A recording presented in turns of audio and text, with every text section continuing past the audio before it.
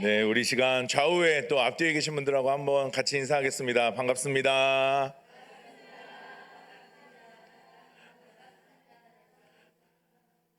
네, 혹시 제가 싫으셔서 이렇게 뒤에 가신 건 아니시죠? 예, 좀 앞으로 오셔도 될 것 같아요. 수요일 날 자리가 많이 비어서 좀 앞으로 오셔도 될 것 같습니다. 오늘 함께 여호수아서 말씀을 계속해서 오늘 나누려고 합니다. 혹시 다리에서 주워오신 분 계세요?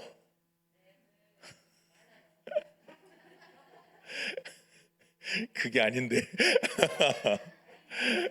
다리 밑에서. 네. 요즘은 이제 이 질문이 좀 조심스러운 질문이 됐어요, 사실은. 근데 제가 어릴 때만 해도 부모님들이 어릴 때 한 번씩 자녀들한테 꼭 이렇게 말을 하죠. 너 다리 밑에서 주워왔다. 예. 그래서 이렇게 정체성에 혼란이 오는 때가 있습니다. 나를 다리 밑에서 주워왔다고? 난 뭐지? 막 이렇게 이제 고민을 하기 시작하는 거죠. 예. 이상한 생각하시면 안 되고요. 예. 그래서 이런 질문을 딱 들었을 때 어릴 때는 한 번씩 이렇게 좀 이렇게 가치관에 혼란이 옵니다. 그래서 마음이 막 어려워지고 힘들어지고 하는 일들이 있는데요. 어, 여러분 이름이 다 있으시잖아요, 그죠? 네, 이름이 없으신 분, 예, 네, 아무도 없어요. 네, 훌륭하십니다. 예. 우린 다 이름이 있습니다. 이름이 있다는 거 내가 누구냐라고 질문할 때 내가 누구라고 대답할 수 있는 답이 나에게 있다는 거잖아요. 그죠?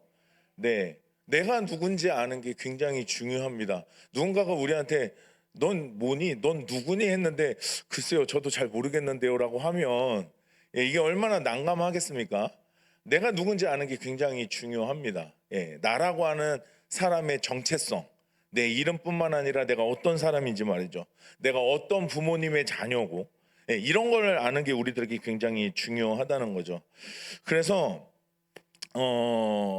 예전에 어떤 제가 청소년부에서 어떤 선생님인지 지금 기억이 안 나요.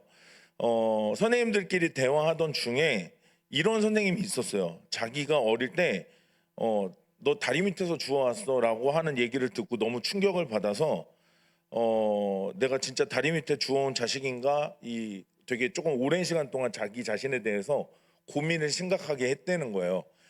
찾으려고 하지 마세요. 저도 기억 안 나니까. 예, 그런 분들이 많이 우리 주변에 있어요. 요즘은 이제 입양에 대한 인식 변화가 굉장히 많아져서 요즘은 이제 이런 부분들도 공개적으로 오픈도 하고 알리기도 하지만 어쨌든 이 문제는 예전에는 물론 지금도 마찬가지입니다만 내가 누구 부모님의 자식이냐, 내 이름이 뭐냐, 나는 어떤 사람이냐를 내가 아는 게 굉장히 중요하다는 거죠. 왜냐하면 이거를 알고 모르고는 사실은 온 우주가 송두리째 흔들릴 수 있는 사실이 되기 때문에 그렇습니다. 그래서 이 문제는 이 질문은 앞으로 내가 살아가는 인생 속에 엄청나게 영향을 끼칩니다. 그래서 내가 누구인지를 아는 게 내 행동도 결정하고 내 생각도 결정하고 여러분 그래서 대기업의 회장의 자녀들 그 집안을 이제 되물림해야 되는 이 사람들에게는 이 재벌 교육 이 2세 3세 이 교육이 정말 철저한 것 중에 하나는 내가 세상 사람들하고는 다르다라는 거예요.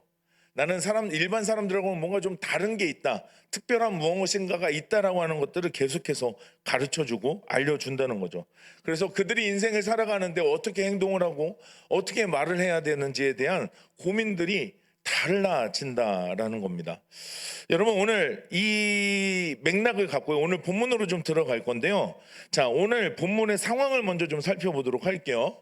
이게 이제 좀 말씀을 좀 오랫동안 나누다 보니까 잊혀지기 쉬운데 1장부터 우리 4장까지 우리가 함께 그동안 말씀을 보면서요, 하나님께서 모세의 죽음 이후에 여호수아를 세우시고 또 이스라엘을 향해서 내가 언제나 너와 함께 하겠다, 너희와 같이 있겠다라고 1장에서 약속을 하셨어요. 그리고 하나님이 이미 일하고 계신다는 것을 라합을 통해서 여호수아 2장에서 보여주셨고요.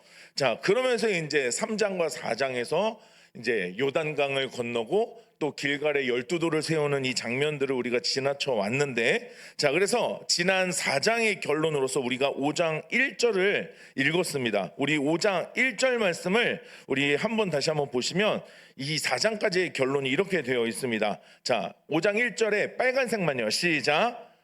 듣고 마음이 녹았고 정신을 잃었더라. 가나안 족속들이요, 이스라엘 백성들에 대한 이야기를 듣고 마음이 어떻게 됐대요? 녹았고 정신을 잃었다라고 기록합니다.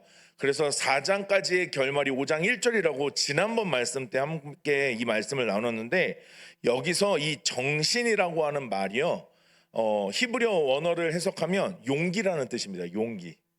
예.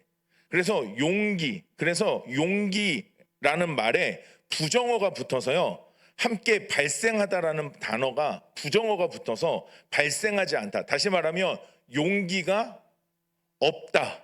예, 용기가 생기지 않았다라는 말이에요. 그러니까 이스라엘 백성들 때문에 가나안 족속의 사람들이요, 용기를 가질 마음조차 없었다라고 5장 1절이 기록하는 겁니다.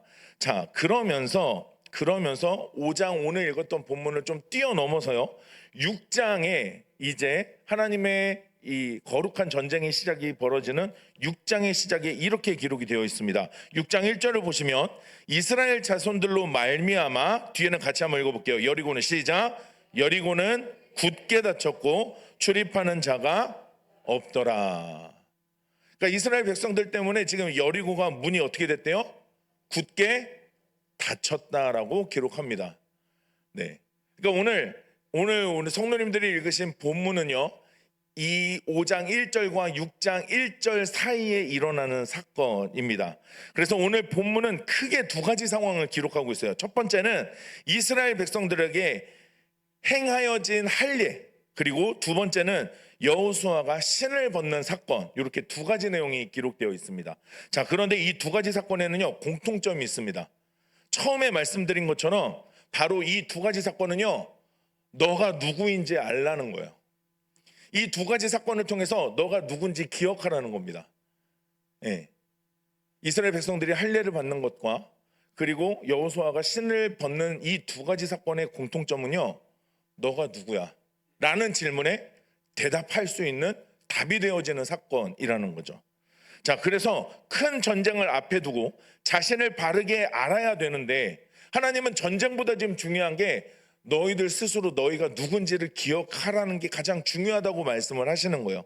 그러면서 하나님 앞에서 이스라엘 백성들이 자신을 바르게 알기를 원하시는데, 그 두 가지로 할례와 신을 벗는 사건을 오늘 5장에 기록해 놓으셨다는 거죠.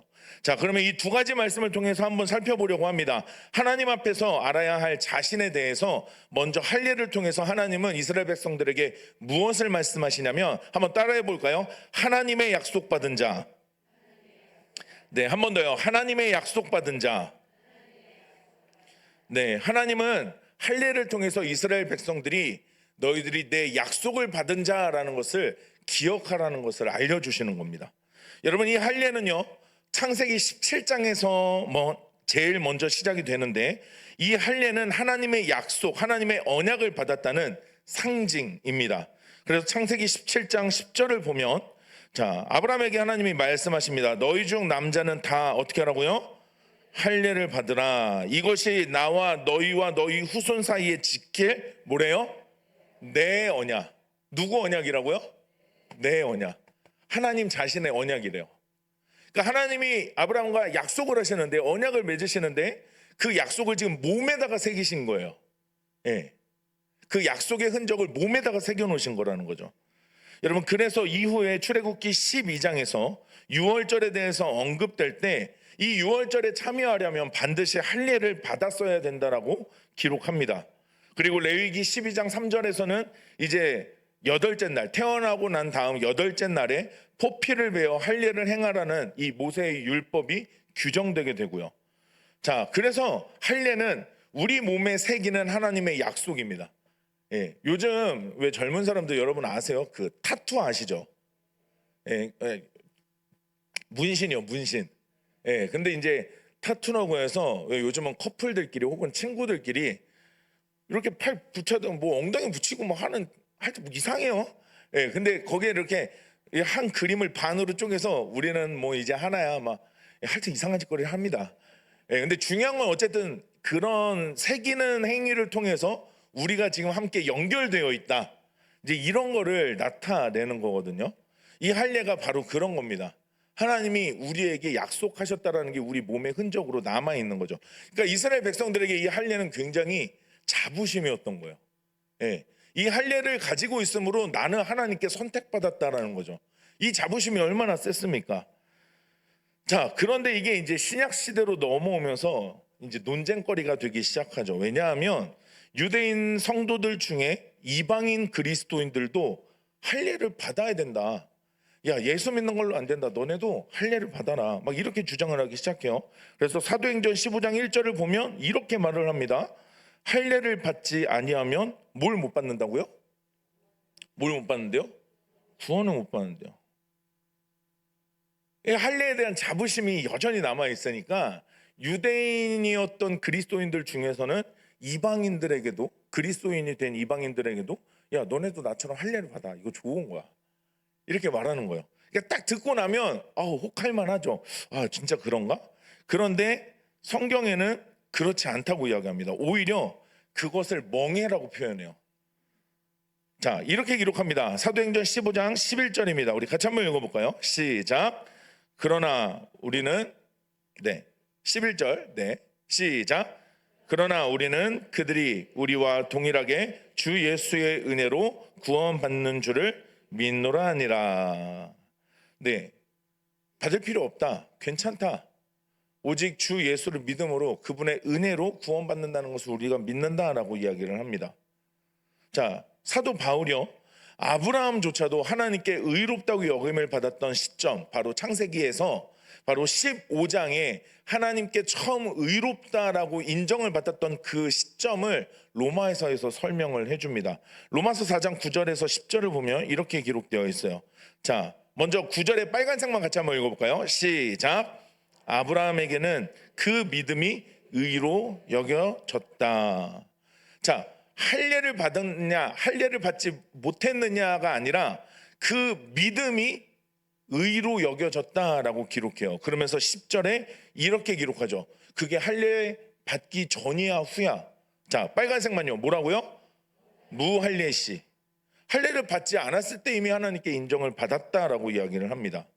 자, 그래서 지금은 육체적인 할례보다는 마음과 또 영적인 할례가 더 중요하다 여기는데 사도 바울이 이거를 순종이라고 이야기를 합니다. 로마서 2장 28절과 29절에 이렇게 기록을 해요. 자, 28절 우리 빨간색만 같이 한번 읽어봅니다. 시작. 표면적 육신의 할례가 아니니라. 자, 표면적인 육신의 할례. 그러니까 이스라엘 백성들이 표피를 잘랐던 그 할례, 그게 할례가 아니라 29절입니다. 우리 빨간색만요. 시작. 할례는 마음에 할지니 영에 있고. 이면적 유대인. 그러니까 할례를 어디에 받아요? 마음에. 이게 진짜 할례다라는 것을 이야기합니다. 자, 그러면서 고린도전서 7장 19절에 바로 이 부분을 이렇게 이야기를 합니다. 우리 빨간색만요. 시작. 오직 하나님의 계명을 지킬 따름이니라. 그 앞에 보시면 할례 받는 것도 아무것도 아니래요. 할례 받지 않는 것도 아무것도 아니래요. 중요한 건 하나님의 계명을 어떻게 하는 거요? 지키는 거요. 그것이 중요한 것이다라고 이야기를 합니다. 자, 여기까지 할례에 대한 의미를 제가 설명을 드린 건데 여러분 중요한 게 있어요. 제가 이 말씀을 준비하다가 한 가지 의문을 가졌던 건 오늘 본문으로 돌아와서 볼 때 왜 하나님은 하필 여호수아 5장에서 할례를 받게 하셨냐는 거죠. 이게 정말 중요하다면 1장에서 하면 안 돼요? 2장은요? 3장은요? 4장은요? 왜 하나님이 이 타이밍에 하필 요때 이스라엘 백성들로 하여금 할례를 받게 하셨냐라는 거죠. 특별히 전쟁을 앞둔 마당이었어요. 오늘 본문에도 보면요, 할례를 받고 난 다음에 회복될 때까지 기다리고 있었어요. 자, 이때 적군이 쳐들어오면 어떻게 돼요? 어떻게 돼요? 잘 모르세요? 예. 많이 아파요. 못 싸워요. 그럼 어떻게 될까요? 네, 전멸이죠. 그런데 왜 이 타이밍에 여리고성을 앞에 두고 있는 그 시점에 왜 할례를 이때 받게 하셨냐라는 거죠. 군사적으로도 생각할 때, 작전으로 생각할 때는 마땅하지 않은 타이밍입니다. 그렇다고 할례를 지금 나눠서 받는 것도 아니에요. 왜 하나님이 그렇게 하셨을까요? 여러분, 먼저 오늘 5장에서 할례가 시행되고 있는 이 5장의 이 상황은 지금 이스라엘 백성들이 광야 시대의 이스라엘 백성들과 이제 구별되는 어떤 제의적인 요소가 있다라는 점에서 오늘 이 부분이 되게 중요하다는 점입니다. 이거 조금 쉽게 설명드리면 여러분 이런 거예요. 여러분 성년의 날 아시죠? 성년의 날 아세요? 네, 성년의 날이 뭐 하는 날이죠? 무슨 날이죠? 네, 성년의 날은 이제 내가 뭐가 됐다는 거예요? 어른, 성인. 성인이 된다는 건 뭐죠? 네, 스스로. 모든 책임은 이제 누가 져요? 내가 진다는 거예요. 어른으로서 이제는 내가 스스로 결정하고 내가 책임진다라고 하는 상징적인 의미가 있는 날이죠. 그런데 이제 어른이 되고 그런 자격이 주어지는 거 몰라서 성년의 날을 하는 걸까요? 아니요. 이 성년의 날을 통해서 어제까지의 나와 이제 오늘 이후로 앞으로의 나는 달라진다라는 상징적인 의미를 갖죠. 네. 오늘 이 할례가 바로 그렇습니다. 간신히 광야를 막 지나서 이제 막 와서 이제 막 요단강까지 막 건너서 왔어요. 그리고 이제 거룩한 전쟁을 앞둔 이스라엘 백성들이 이 할례를 통해서 다시 한번 확인하는 건 내가 누구냐는 거예요. 다시 한번 내가 누구인지를 하나님 앞에서 확인하는 시간이라는 겁니다. 광야에서 40년을 지낸 세대가 모두 죽었습니다. 새로운 세대가 세워졌죠. 여러분 그 사이에 이스라엘 백성들이 광야에서 시간을 보내면서 수많은 시간을 하나님께 불순종했고 그 시간 동안 그들의 믿음이 약해졌었습니다. 오늘 이 5장에서의 할례는 이런 과거를 이제 청산하고 새로운 시작을 준비하기 위한 정신적인 준비 과정이었다는 거예요. 그러니까 이스라엘 백성들로 하여금 다시 한번 내가 하나님의 약속받은 자라는 것을 이 전쟁을 앞둔 시점에 하나님이 다시 한번 일깨우신 거죠. 그래서 이 할례 이후에 하나님이 오늘 본문 9절에 이렇게 말씀하십니다. 우리 같이 한번 빨간색만 읽어봅니다. 시작.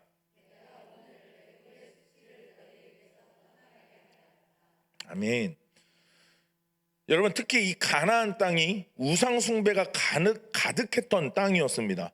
그러니까 하나님의 거룩한 백성으로서 이스라엘 백성들이 자기 자신을 정결하게 함으로 내가 누구인지 분명하게 자기 정체성을 세우는 시간이 필요했다는 거예요. 그러니까 이 시간이 딱 알맞았던 타이밍이었던 거예요. 하나님이 보시기에 이 시간에 내가 이스라엘 백성들이 자신들이 누구인지를 명확하게 이 시간 세워야만 앞으로 전쟁을 치를 수 있다는 겁니다. 여러분 이 가나안 전쟁은 큰 도전이었습니다. 할례를 통해 이스라엘 백성들은 정신적으로 믿음으로 다시 한번 단단해지고 하나님에 대한 이 믿음이 견고해지는 기회로 하나님이 삼으셨다는 거죠. 그러니까 전쟁 전에 전쟁을 준비하는 것도 중요할 수 있는데 하나님은 제일 먼저 하셨던 게 뭐냐면 너희가 내 약속받은 자라는 걸 기억해라 라는 것을 알려주시는 거예요. 너가 누구인지를 잊지 마 라는 거예요. 우리 자녀들에게도 그러죠. 자녀들이 나가서 세상에서 실패합니다. 때로는 좌절하죠. 이런 일이 안 생길 수는 없어요. 그런데 부모님이 그런 자녀들에게 딱 한마디 합니다. 그래도 엄마 아빠가 널 사랑한다는 걸 잊지 마. 맞죠? 하나님이 이스라엘 백성들에게 지금 그걸 알려주시는 거예요. 너가 내 약속을 받은 백성이라는 것을 잊지 마. 너가 내 언약받은 자녀라는 걸 잊지 마 라는 것을 알려주시는 겁니다. 여러분 우리가 누구인지 다시 한번 기억하는 은혜가 있기를 축복합니다. 여러분 두 번째로 하나님 앞에서 알아야 할 자신에 대해서 하나님은 오늘 이 신을 벗는 것을 통해서 알려주십니다. 오늘 여호수아가 하나님 앞에 신을 벗는데 자 할례 이후에 하나님이 직접 나타나십니다. 자 오늘 읽었던 본문 14절인데요. 자 우리 빨간색만 같이 한번 읽어봅니다. 시작. 여호와의 군대 대장으로 지금 왔느니라. 아멘. 여러분 지금 한 주의 사자가 와서 나타나서 여호수아 앞에 서 있습니다. 그래서 묻습니다. 누구냐? 그랬더니 나는 여호와의 군대 대장으로 지금 여기에 와 있다라고 이야기를 합니다. 여러분 이 장면은요, 하나님께서 이 전쟁을 앞두고 하나님의 주권을 이스라엘 백성들에게 드러내신 거예요. 다시 말하면 이 전쟁이 누구한테 있다는 거예요? 하나님께요. 지금 누가 대장이에요? 하나님이요. 우리의 대장은 누구예요? 하나님이십니다. 할렐루야. 네. 이 전쟁이 내 손아귀에 있다는 거예요. 내 주권에 달려 있다는 거죠. 이스라엘 백성들이 동원이 될 겁니다. 하지만 사실은 하나님의 전쟁이라는 것을 하나님이 보여주십니다. 그러면서 여호수아에게 요구하시는 거예요. 오늘 본문 15절 우리 빨간색만요. 시작. 내 발에서 신을 벗으라. 내 발에서 신을 벗으라. 여러분 신발과 관련된 의미를 잠깐 설명드리면 이 성경 시대의 신발은요, 종들은 못 신었어요. 자유인이나 지배층만 신는 게 신이었어요. 신은 아무나 못 신었습니다. 그래서 노예들은 맨발로 수종을 들었기 때문에 오늘 신을 벗는 이 행위는 하나님 앞에서 자신이 종으로서 자기 자신의 확인, 그리고 자신이 거룩한 사역을 감당해야 할 자로 하나님과 자기 간의 이 간극을 확인하는 장면이라는 겁니다. 다시 말하면 내가 누구인가라는 확인할 때 오늘 여호수아와 이스라엘 백성들은 우리는 하나님의 종이다 라는 것을 확인하는 자리였다는 거죠. 그래서 이스라엘 백성들은 하나님의 뜻에 순종해야 했습니다. 여러분 이 순종은 내가 누구인지를 분명하게 인식할 때 그렇게 살아갈 수 있는 거예요. 여러분 종이 주인처럼 살 수 없잖아요. 종은 종으로 삽니다. 그러니까 오늘 이 본문 이후에 6장부터 이어지는 전쟁의 이야기들을 여호수아 말씀을 쭉 한번 보세요. 하나님이 요구하시는 거 딱 하나입니다. 순종입니다. 그러니까 이 맥락 속에 하나님이 지금 이 5장에서 이스라엘 백성들에게 던지시는 거예요. 너는 내 종이다. 그러니 너희가 선 곳에서 신발을 벗으라는 거죠. 여러분 더 중요한 건 신을 벗어야 하는 곳이 어떤 곳이라고 아까 15절에 말씀하셨어요? 거룩한 땅이라고 말씀하십니다. 그러니까 다시 말하면 거기 여호수아가 있는 곳, 그리고 우리가 신을 벗어야 하는 그곳은 오직 주인의 뜻만 나타내야 된다는 거예요. 여러분 내가 누구인지 인식한다면 내가 있는 곳 또한 어떤 곳인지 바르게 알고 그래서 정확한 목적과 방향성을 지향하게 된다는 겁니다. 여러분 그러니까 우리에게 신을 벗어야 하는 곳은 가정입니다. 우리가 신을 벗어야 하는 곳은 우리의 일터입니다.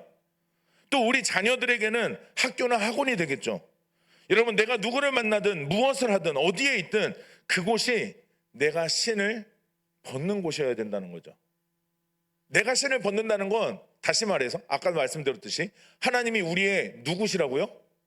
주인이시라고요. 이스라엘 백성들에게 여호수아가 신을 벗음으로 알려주시는 거예요. 너희들이 앞으로 밟게 될 모든 땅이 내 거룩한 곳이 될 거다. 그곳에서 너희의 신발을 벗어라는 거야. 거기에서 내 말에 순종하고 따르라는 거죠. 이것이 오늘 본문을 통해서 하나님이 이스라엘 백성들에게 알려주시는 겁니다. 여러분 말씀을 좀 마무리하려고 하는데요. 여러분 그렇다고 한다면 우리도 무엇인가를 하기에 앞서서 내가 어떤 존재인지 내가 누구인지를 기억해야 합니다. 여러분이 밥을 먹든 친구들을 만나든 어디 야유회를 가든 뭐 어디를 가시든 무엇을 하든 여러분 내가 누구인지를 기억해야 내 행동과 내 말과 내 생각 속에 우리 주인이신 하나님이 드러난다라는 겁니다. 여러분 그래서 베드로전서 2장 9절에서는 우리들의 정체성을 이렇게 다시 한번 베드로 사도는 선포합니다. 우리 같이 한번 빨간색만 같이 읽어보겠습니다. 우리 9절은 같이 한번 처음부터 끝까지 읽어봅니다. 시작. 그러나 너희는 택하신 족속이요 왕같은 제사장들이요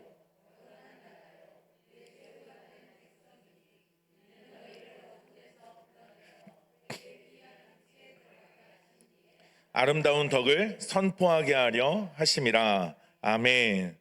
여러분 무슨 일을 하든 어디에 있든 결국 우리는요 하나님의 백성, 하나님의 자녀로서 하나님의 아름다운 덕을 우리의 생각, 우리의 말, 우리의 행동을 통해서 선포해야 된대요.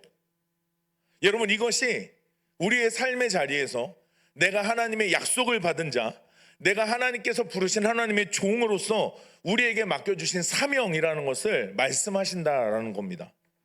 여러분, 그래서 사도 바울이 분명히 고린도전서 10장 31절에서 말하죠. 우리가 먹든지 마시든지 무엇을 하든지 다 무엇을 위하라고요? 하나님의 영광을 위해서 하라고요. 내가 누구인지를 아는 겁니다.